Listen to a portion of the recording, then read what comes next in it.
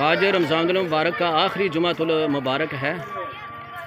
पीर गौहर सत्तार सियाली साहब गुजरांवाला से अलविदाई जुमा पढ़ाने के लिए तशरीफ़ ला रहे हैं।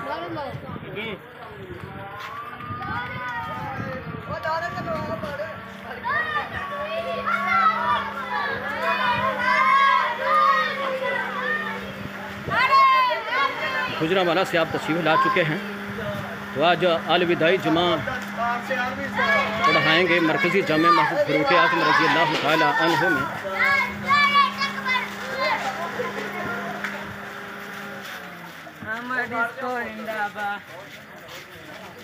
बागड़ियाँ कोना की तरफ से पीर गौहर सत्तार सियालवी साहब का मैं दिल की अथाह गहराइयों से शुक्रिया अदा करता हूँ कि आपने अल्हम्दुलिल्लाह रमज़ान शरीफ के चारों जुमातुल मुबारक जो हैं वो उनका ख़िताब किया है।